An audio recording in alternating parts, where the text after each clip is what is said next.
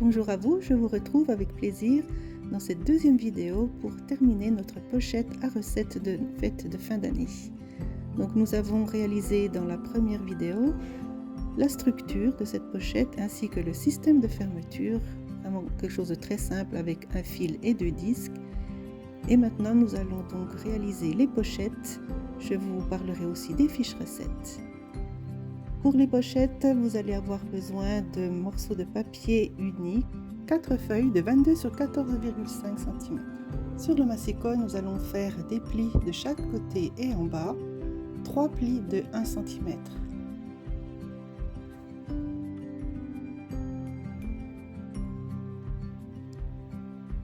Vous voyez que j'utilise le petit plateau à la droite de la ligne de coupe pour bien mettre mon papier en aplomb et avoir la perpendicularité dont j'ai besoin.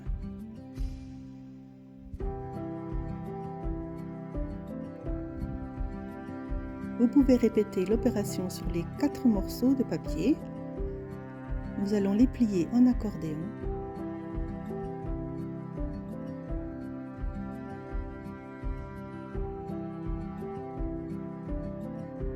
C'est ce qui va donc former les soufflets des pochettes.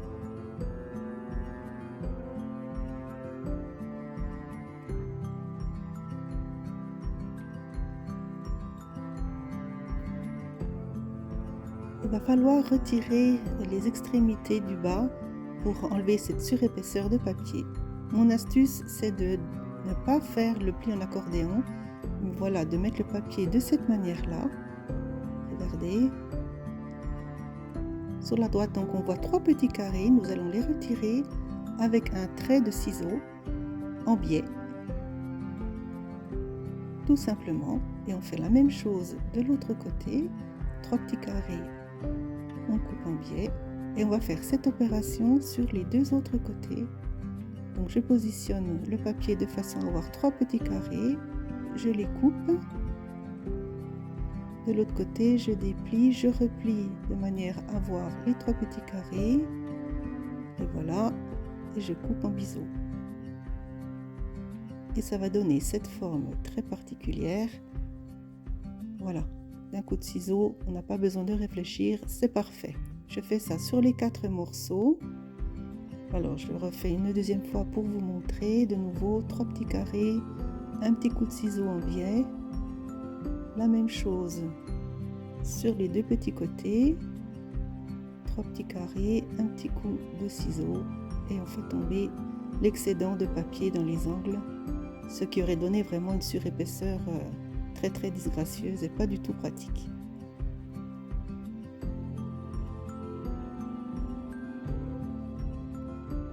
Une fois que c'est fait, munissez-vous de petites pinces parce que nous allons donc faire un pliage. De cette manière-là, on va rentrer chacun des plis du soufflet en alternance le fond un côté, un petit point de colle. On replie le dernier morceau de papier et on le fait tenir avec une petite pince de cette manière. La même chose de l'autre côté, on rentre un soufflet, un autre, le troisième, un petit point de colle et le quatrième. Pour l'instant, c'est tout ce qu'il y a à faire.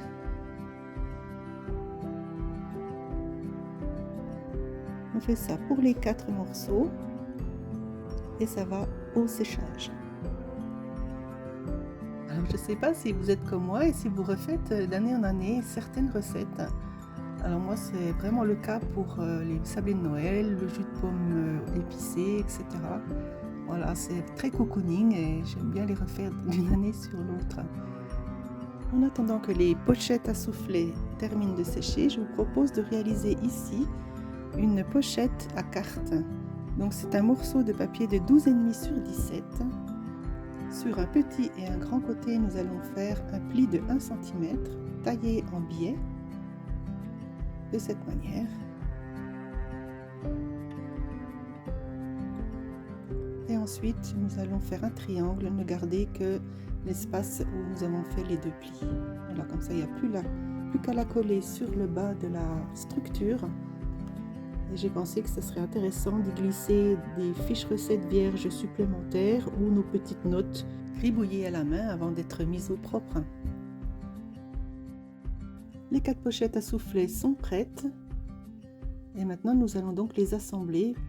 Il suffit donc d'encoller le petit onglet de collage de chacune de ces pochettes, de les superposer le plus droit possible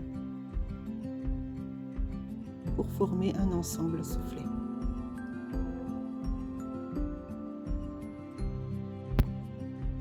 Pour cette étape, j'ai choisi d'utiliser la colle plutôt que le double face, tout simplement parce que la colle nous donne encore quelques secondes pour ajuster proprement.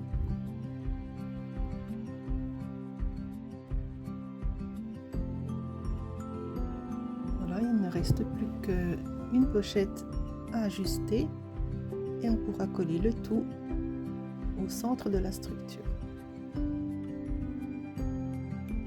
J'espère que vous prenez vraiment du plaisir à réaliser ce projet. Dites-moi en commentaire si vous aussi vous avez envie d'y mettre des recettes ou toute autre chose. Vos idées sont les bienvenues.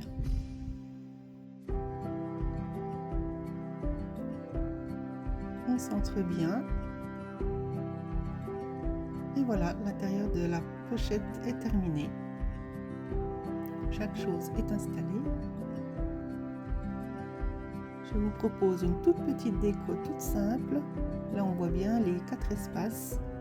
Et je vous propose d'y installer des petits onglets pour y inscrire, pourquoi pas, le type de recette que vous voulez insérer à l'intérieur. Pour ma part, ce sera juste de la déco. Donc, j'ai utilisé cette perforonde pour faire des onglets de collage. Et je vais les installer en quinconce. Vous pouvez les surélever un petit peu puisque le rabat de la pochette est arrondi, si vous vous souvenez bien. Donc il y a un peu d'espace en hauteur encore. C'est vraiment vous qui voyez. Pour ma part, ce sera juste un peu de déco pour délimiter proprement chaque espace. Eh bien, nous arrivons à la fin de notre projet. Une fois la pochette fermée, on peut voir donc de chaque côté les soufflets. C'est très esthétique, j'adore ce système de pochette. Maintenant, nous allons nous occuper de terminer le système de fermeture avec un morceau d'environ 30 cm de fil, ou si vous préférez un petit ruban. J'y ai positionné une petite breloque pour faire un lest. Et donc je commence à enrouler sur la partie supérieure quelques tours de fil pour le bloquer, le stabiliser, et ensuite avec un système de 8 il suffira d'enrouler le fil tout autour de ces 2 disques. Voilà, dites-moi en commentaire si c'est quelque chose qui vous semble utile, qui vous plaît, et si vous allez le reproduire.